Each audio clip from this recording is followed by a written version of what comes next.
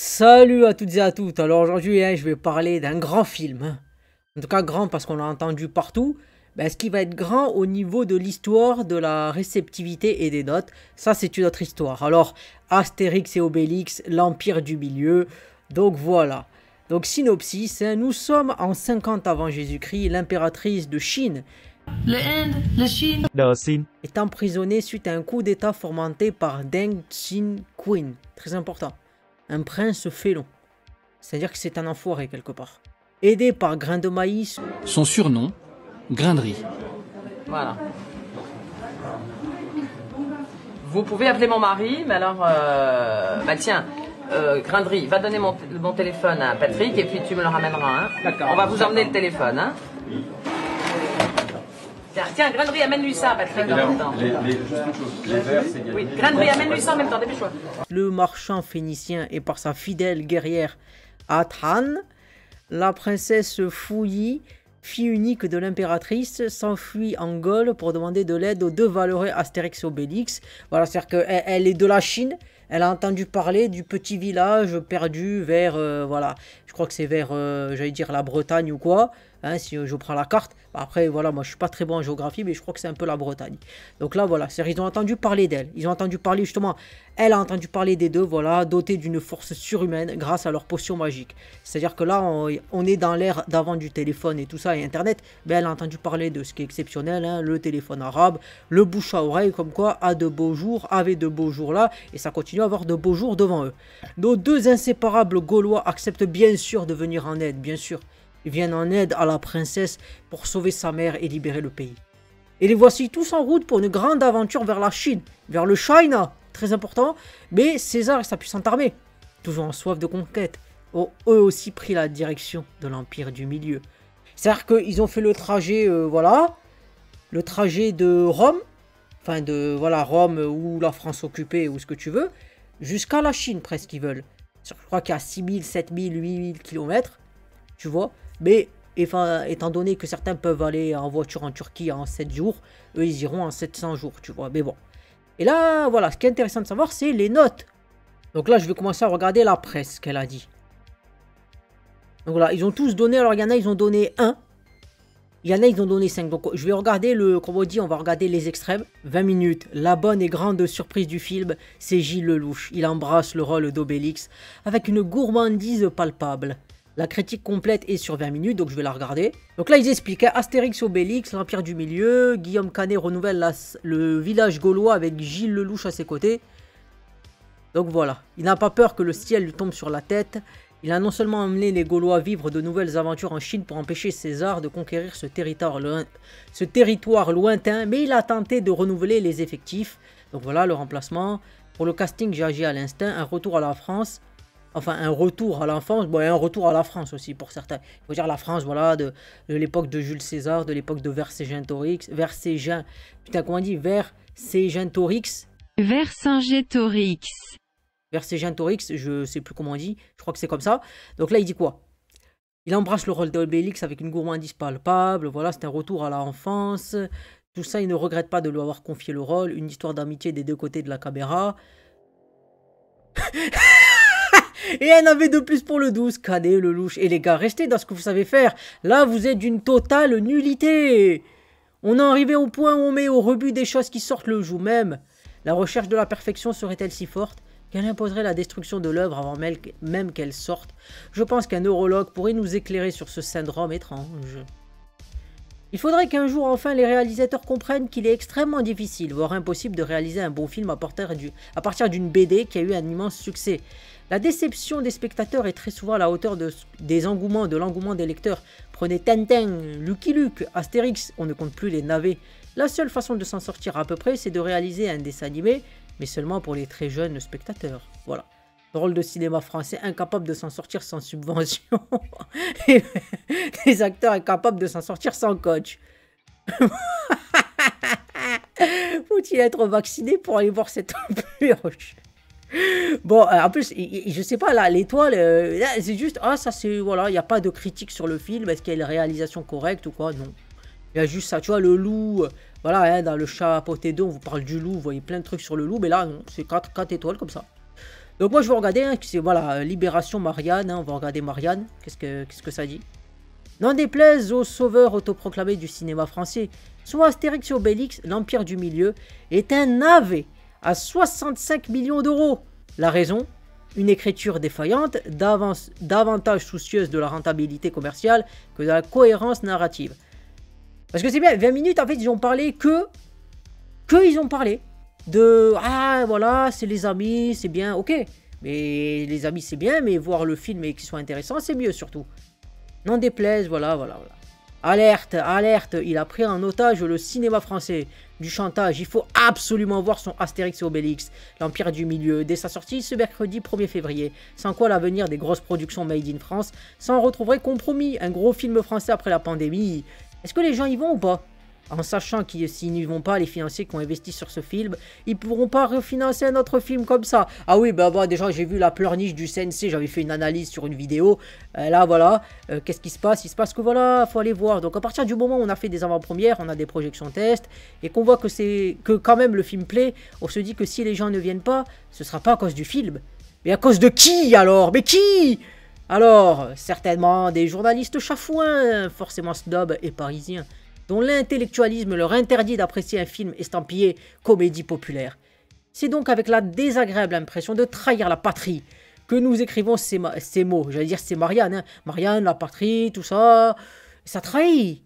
Ah, c'est inadmissible. Moi je dis qu'il y a les problèmes là. Qu'est-ce qui se passe? En tout cas, l'Empire du Milieu est un navet à 65 millions d'euros. Que raconte ce film? Il s'agit d'une histoire originale, spoiler, et non de l'adaptation d'un album. Moins 50, la Gaule, impératrice de Chine. Voilà, quelque chose comme ça. Oui, le pays qui est en grand danger le pays. Il faut aider, fournir, tout ça, qui connaît la Gaule. Mais là, qu'est-ce qui se passe en plus? Là, il se passe que sans inventer la poudre, hein, les Chinois l'ont fait, cette intrigue aurait pu être une charpente solide. Pourtant, la principale faiblesse du film réside bien dans son écriture. Voilà, ici ce scénario lance des lignes sans jamais faire un poisson, bien qu'Astérix soit présenté comme un héros doutant du mode de vie gaulois, honteux à l'idée qu'ils ne doivent ses exploits qu'à la potion magique, ce thème ne trouvera aucune résolution dans la suite du film. Voilà. Alors que la chair est, voilà. Rafraîchir un peu la franchise, il faut caser Big Flo et Oli, d'accord? Le scénario fait des tours au Maghreb pour les intégrer au forceps. Arrêtez, Wallah, arrêtez. Wallah, arrêtez. Là, vous me faites tous... Wallah, l'Adim, je suis en train de péter un câble. Je suis en train de me dire, c'est mes frères à ado. Orelsan, Astérix et Obélix prendront un bateau dont il sera capitaine. Alhamdulillah. Voilà, la qualité des costumes, voilà. Passons sur le fait qu'Astérix n'a rien du super-héros. Il n'est que courageux et rusé. Très loin de l'adolescent attardé joué par Guillaume Canet. Au milieu de ce grand fourre-tout, les personnages. Voilà, je vais parler comme... Non, j'allais dire faire, mais non, ça c'est dans le 16e siècle, tu vois, le S c'était un F. Les fouliers, tout ça. Donc, les personnages se retrouvent embrigués dans des batailles dont le ton sérieux est en décalage total avec celui d'Astérix et Obélix. Le spectateur sait pertinemment que la vie du héros n'est pas en jeu. D'ailleurs, quand tu regardes des trucs comme ça, tu sais dans quoi elle est en jeu. À part dans certains mangas de Paris, je te dirais, Kaiji pour pas le citer ou des choses comme ça. Ou alors Usoga est number one quelque part maintenant, mais qu'est-ce qui se passe? Voilà, ils expliquent. Est-ce qu'il y a des commentaires? Voilà, venez débattre. Donc là, il n'y a pas de commentaires. Mais ce que je vais faire, c'est que je vais regarder l'avis du peuple. Le peuple va dire son mot et je me fais l'étendard du peuple et je vais vous dire ce qu'a dit le peuple. Donc le peuple, il a dit quoi? Il a mis un peu moins de moyenne. Il a mis... Alors on va commencer le 1. Les Gaulois de Goscinny et Uderzo font à présent partie du patrimoine français. Eux qui se sont réappropriés le Far West national selon leur dire. La galerie de personnages est autant une invitation à se rapprocher des archétypes du quotidien, blablabla. Il y avait donc de quoi questionner la pertinence de cette nouvelle fantaisie, tombée dans les mains de Guillaume Canet avec l'aval de Anne Goscinny sur l'entête du contrat. Voilà, c'est le fric en gros. Bon, comme beaucoup de choses. On a vu à une avant-première, film nul de chez nul. Là, tellement la personne elle est énervée, elle écrit pas de Z. Elle a dit nul, 0. Bon, pas 0, mais 0,5. Voilà. Même moi, j'aurais pas des notes comme ça, des fois.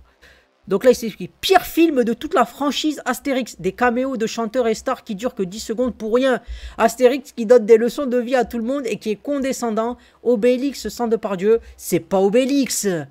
C'est pas Obélix, c'est tout. Voilà. Des jeux d'acteurs qui ne valent rien. tout est à jeter à la poubelle. Dommage qu'on puisse pas mettre 0, c'est sa vraie note. Vrai avec E, note, ok. Les films français et le cinéma français sont morts et enterrés grâce à des films tels que celui-là. Bref, je déconseille vraiment ce film. C'est une perte d'argent et de temps. Comment dire, je mets une étoile pour le casting et les références cinématographiques. Il n'y a rien de drôle dans ce film. C'est un désastre. Le cinéma humoristique français a perdu de sa noblesse. Je pensais vraiment que le film allait faire un boost à la comédie française, mais là c'est un gouffre. Un gouffre. Passez votre chemin.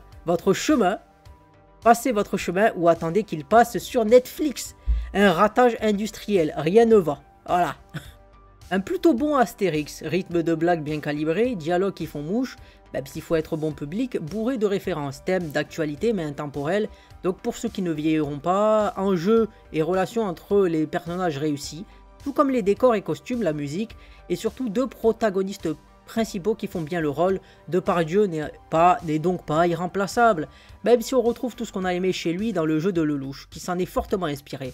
Et de nombreux personnages secondaires au poil, quelques déceptions cependant comme une princesse qui joue mal, des valeurs de plan, des mises en valeur de plans mauvais visiblement, ou un montage et un rythme qui aurait pu être meilleur. Mais enfin, on se rapproche de la qualité de Mission Cléopâtre. Résumé à la con, un gars accro à la bouteille tente vaguement d'une petite cure de désintox inspirée par la médecine traditionnelle chinoise pour plaire à une visiteuse venue d'ailleurs. Vu en avant-première, c'est une catastrophe, rien ne va, des costumes aux acteurs, tout est extrêmement mauvais. 65 millions d'euros, mais c'est vraiment du foutage de gueule, une honte. Comment cela peut sortir en salle pendant que d'autres cinéastes se battent pour leur projet qui ne va jamais voir le jour? Ah ben c'est le problème, hein. La question c'est Astérix et Obélix, ça fait parler. Hein. Je veux dire, voilà, voyage dans un pays de Pecno, hein, voyage dans un village de Pecno, ça tout le monde en a rien à foutre. À part, voilà, d'ailleurs c'est comme le problème, après, bon, la France ça peut être bien, mais c'est comme la blague avec Steven Spielberg. Hein. Donnez 1 million d'euros à la France, elle vous fera 3 types qui se rencontrent. Donne 1 million à Spielberg, il te fera rencontre du 3e type. Eh oui. Au final, le film est bien, mais il aurait pu faire bien mieux. Et je pense que c'est difficile de faire aussi bien que le Astérix et Obélix, Mission Cléopâtre d'Alain Chabat.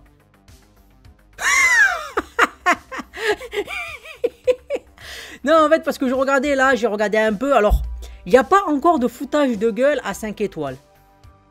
C'est-à-dire qu'on n'est pas au niveau de Death Note, si vous voulez, ou de Dragon Ball.